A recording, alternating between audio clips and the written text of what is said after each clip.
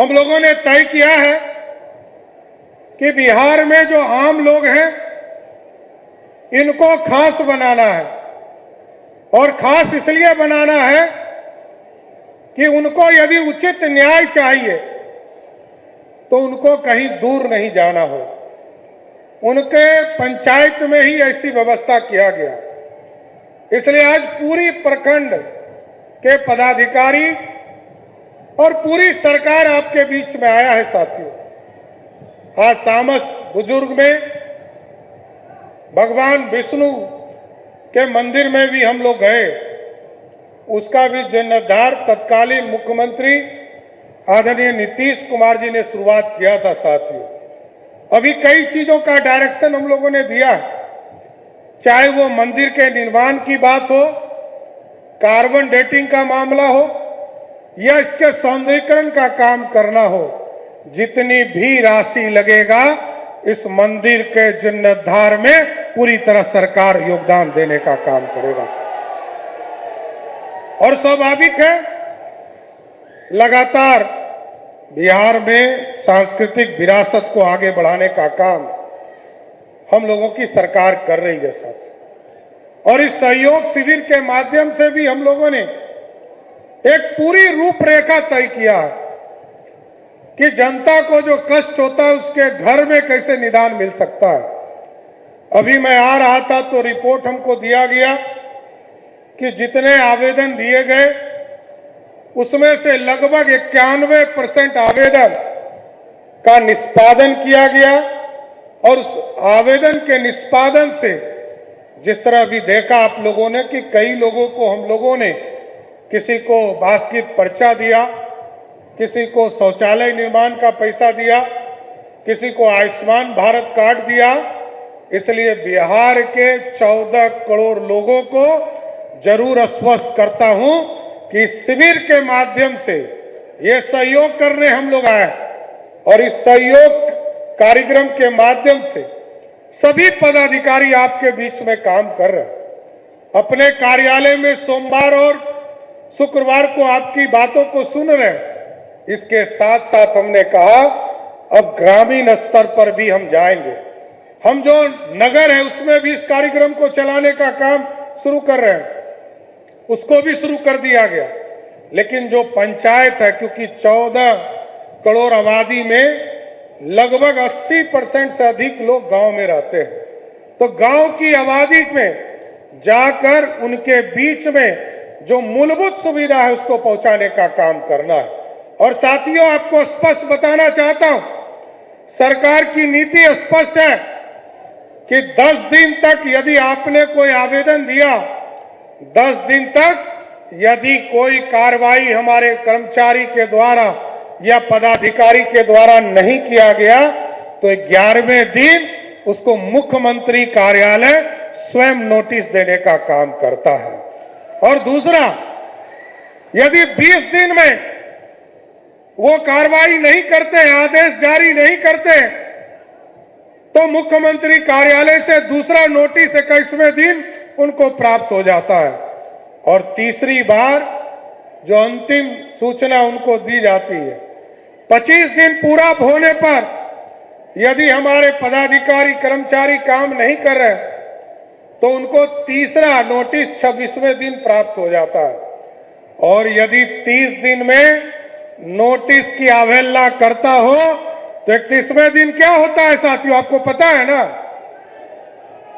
पता है, वो स्वतः निलंबित हो जाता है, किसी का कार्रवाई करने की जरूरत नहीं है। उसको मुख्यमंत्री कार्यालय किसी भी विभाग का हो, उसको स्वतः निलंबित करने की प्रक्रिया की गई है। इस देश में पहली बार इस प्रक्रिया की शुरुआत की गई और आम लोगों को इससे सीधे जोड़ने का काम किया गया। महीने के पहले मंगलवार को और तीसरे मंगलवार को इस कार्यक्रम को हम चलाते हैं और आपके सुविधा आपके घर में मिल सके इसकी चिंता करने का काम किया जा रहा है। इसके साथ साथ हम लोगों को जो मौका आदरणीय प्रधानमंत्री आदरणीय नरेंद्र मोदी जी ने विकसित भारत का सपना देखा है और हमारे नेता और जनता दल यूनाइटेड के नेता और तत्कालीन पूर्व मुख्यमंत्री आदरणीय नीतीश कुमार जी ने जो बिहार को समृद्ध होने का सपना देखा है, उस सपने को ही सम्राट चौधरी की सरकार आगे ले जाने का काम करेगा। इसलिए मैं जरूर आश्वस्त करता हूं, आपको चिंता होती थी कि हमारे बच्चे कैसे पढ़ेंगे। हमने कहा सभी प्रखंडों में एक मॉडल स्कूल बनाओ और उस मॉडल स्कूल को ऐसी स्थापना करो कि जो सरकारी पदाधिकारी और जो नेता लोगों के बच्चे बाहर पढ़ते हैं उनको पैरवी कराना पड़े कि हमको मॉडल स्कूल में पढ़ना है। ऐसी व्यवस्था बिहार में स्थापित करना है, क्योंकि शिक्षा ये ज्ञान अर्जन करने का एक रास्ता है साथियों, जिससे आप आसानी से मुख्य धारा में आ सकते हैं। और आप जो समृद्धि का रास्ता है वो ज्ञान अर्जन करने का ही रास्ता है, दूसरा कोई रास्ता नहीं। क्योंकि दूसरा रास्ता जो लोग पकड़ते हैं उसको या तो शेखपुरा के जेल में जाना पड़ेगा, मुंगेर के जेल में जाना पड़ेगा, और नहीं तो बेऊर में रहना पड़ेगा, दूसरा कोई रास्ता नहीं है। और ये मेरे लिए भी गौरव का क्षण है साथी कि मैं जिस जगह से विधायक बना हूं वो विधायक का क्षेत्र श्री बाबू जब 52 में पहली बार आजादी के बाद पहली बार विधायक बने तो तारापुर विधानसभा जो खड़गपुर विधानसभा था दोनों मिलाकर बना है, उसी विधानसभा से श्री बाबू भी पहली बार विधायक बनने का काम किए थे साथ। इसलिए जो अधूरे सपने उनके छूटे उसको मुख्य धारा में लाएंगे। नीतीश कुमार जी ने लंबे समय तक काम किया, क्योंकि श्री बाबू के बाद पहले मुख्यमंत्री नीतीश कुमार जिन्होंने उनके रास्ते को आगे बढ़ाया, लगातार गांव की समृद्धि को आगे बढ़ाने का काम किया, महिलाओं को आगे बढ़ाने का काम किया, गांव गांव बिजली पहुंचाने का काम किया। अभी तो याद कीजिए 2014 में जब नरेंद्र मोदी जी की सरकार बनी, मोदी जी ने कहा हम गांव गांव बिजली पहुंचाएंगे। नीतीश जी ने उससे बढ़कर कहा कि हम घर घर बिजली पहुंचाएंगे। और अब हम लोगों ने तय किया है कि 125 यूनिट बिजली हम देते हैं आपको। ये सरकार सब्सिडी देती है, लेकिन हम लोगों ने ऐसी व्यवस्था शुरू किया है कि हम पीएम सूर्य घर योजना को जमीन पर उतारेंगे और अगले 20 साल तक आपको मुफ्त में बिजली मिलता रहे, इसकी तैयारी अब हमारी सरकार करने जा रही है। इसलिए साथियों, मैं जरूर आग्रह करूंगा कि कानून का राज स्थापित लगातार हमारी सरकार की प्राथमिकता रहा है। नीतीश कुमार जी ने न्याय के साथ विकास के सपने को जमीन पर उतारा और आज भारत समृद्धि विकसित भारत बनने की राह पर है। हम जरूर आश्वस्त करते हैं, ये तो बहुत छोटा जिला है हमारा, मुंगेर का ही पार्ट रहा है। हम लोग देखते थे 91-92 में जब ये पूरा जिला एक यूनिट होता था, ये तो बहुत छोटे जिला के स्वरूप में है।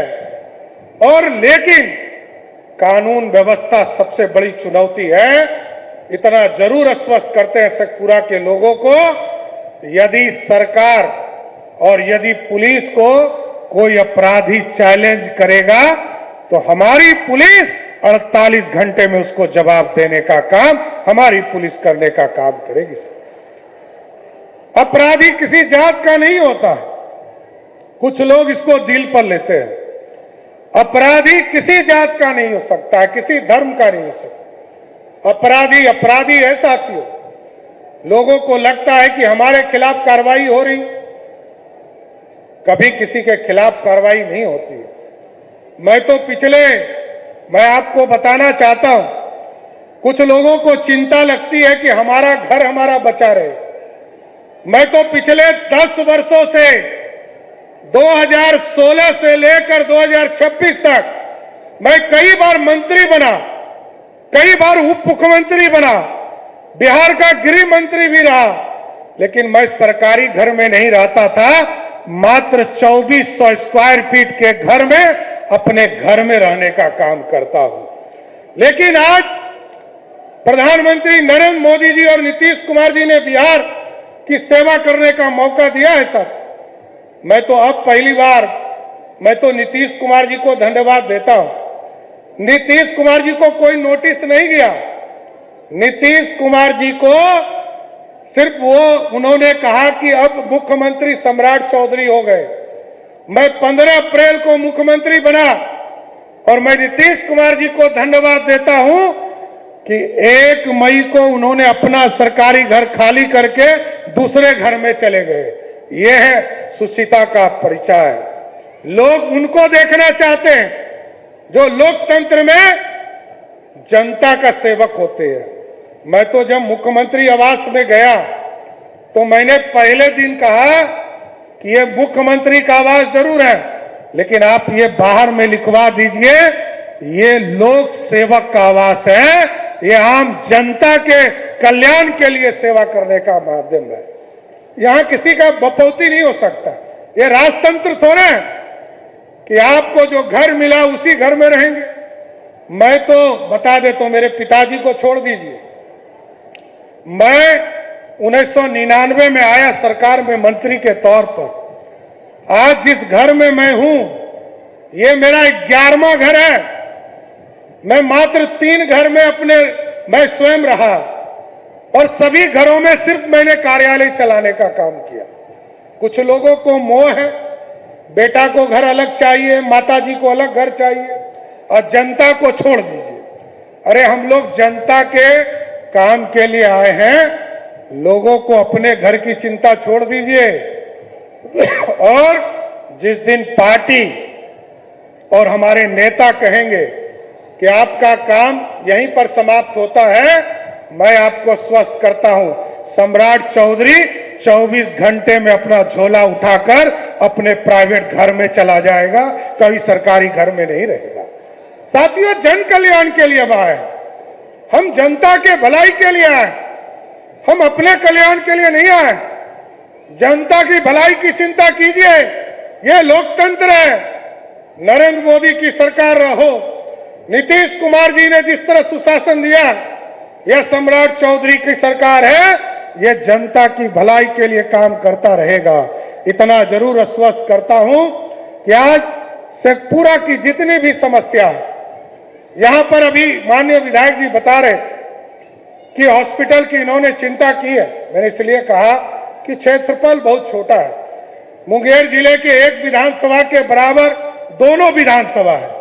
दोनों विधानसभा की आबादी जोड़िएगा तो मुंगेर जिला में एक विधायक के क्षेत्र में उतना ही वोटर है। लेकिन इस जिले का सौभाग्य है कि यह जिला बना, 2 विधायक हैं, 2 सांसद हैं, अब तो तीसरे भी सांसद यहां शंभूशरण पटेल जी है।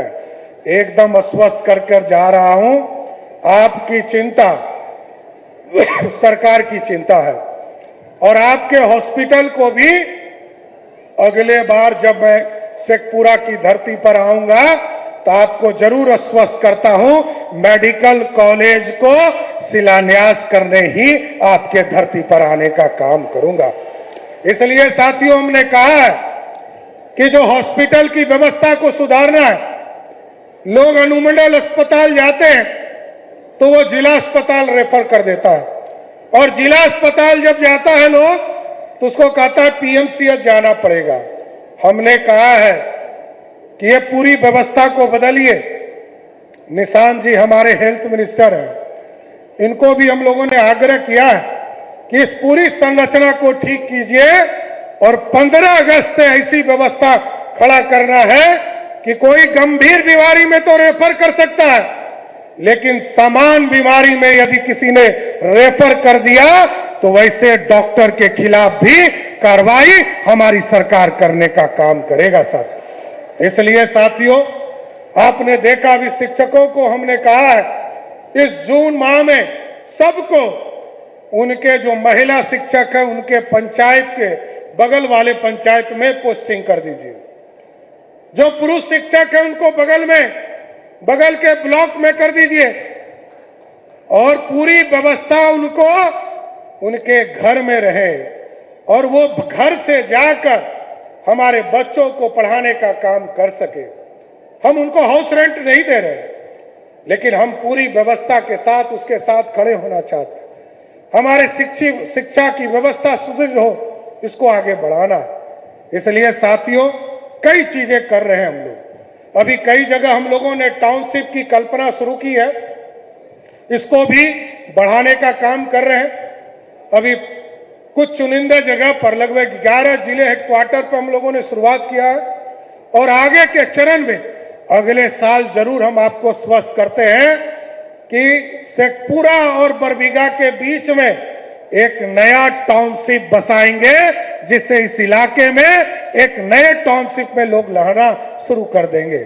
इसलिए ये पूरी व्यवस्था बदल रही है। अभी तो एक नए सड़क की भी कल्पना हम लोगों ने किया है। बक्सर से लेकर भागलपुर एक सड़क बनाना। अभी हम लोगों ने पदाधिकारी को इसका जांच फिजिबिलिटी रिपोर्ट का निर्देश किया है कि ये बक्सर से शुरू हो, बक्सर से आकर आरा के जगदीशपुर में आए, फिर अरवल आए, फिर जहानाबाद आए, फिर नालंदा आए, फिर राजगीर आए, और फिर शेखपुरा जिला आए, और जिला होते हुए जमुई जाए, और जमुई होते हुए देवघर के बॉर्डर होते हुए ये पूरा 4 लेन हमारा भागलपुर चला जाए। इसकी भी कल्पना हम लोगों ने किया है। इसलिए साथियों, आदरणीय नीतीश कुमार जी ने जिस तरह बिहार में कृषि रोड मैप को आगे बढ़ाने का काम किया, चाहे 1 हो, 2 हो, 3 हो, आज 4था चल रहा है। किसानों के आय को बढ़ाने की चिंता की जा रही है, उसको हम आगे बढ़ा रहे हैं। चाहे वो 7 निश्चय पार्ट 1 हो, 2 हो, अब 3 चल रहा है। इन तमाम योजना को जमीन पर पहुंचाने का काम किया जाएगा। लेकिन जरूर आश्वस्त करता हूं, विकसित भारत और समृद्ध बिहार का सपना पूरा करना है। और हमारी हजारों बहनें यहां बैठी है, हम जरूर आग्रह करेंगे, जिन बहनों को महिला रोजगार के लिए राशि उपलब्ध नहीं हो पाया, वो जरूर आवेदन कर जाइए और जीविका से जुड़िए। आपको लखपति दीदी बनना है। जो राशि आप तुरंत आपने आवेदन किया, अगले 1 महीने में सबके अकाउंट में पैसा भेजने का काम हमारी सरकार करेगी। साथियों, कोई बचे नहीं, लोगों को जोड़ने का काम किया जाएगा। और अभी तो हम लोगों ने पशुपालन के लिए भी रास्ता खोला है। पशुपालन में हम लोगों ने तय किया है कि हमारे जो गांव में हमारी बहनें रहती हैं, हमारे जो भाई रहते हैं, उनको गौ रक्षा के साथ साथ गौ पालन की व्यवस्था किया जाएगा। और हम लोगों ने टारगेट किया है कि अगले वित्तीय वर्ष तक लगभग 25 लाख लोगों को गाय देने की व्यवस्था हमारी सरकार की शुरुआत की जाएगी। क्योंकि गांव में यदि गौ पालन हो गया, दूध उत्पादन का काम हो गया, और अभी तो सभी प्रखंडों में आपने देखा, अब तो सुधा के माध्यम से हम लोग सभी जगह आउटलेट भी खोलने का काम कर रहे हैं। दूध कलेक्शन का भी काम शुरू किया गया।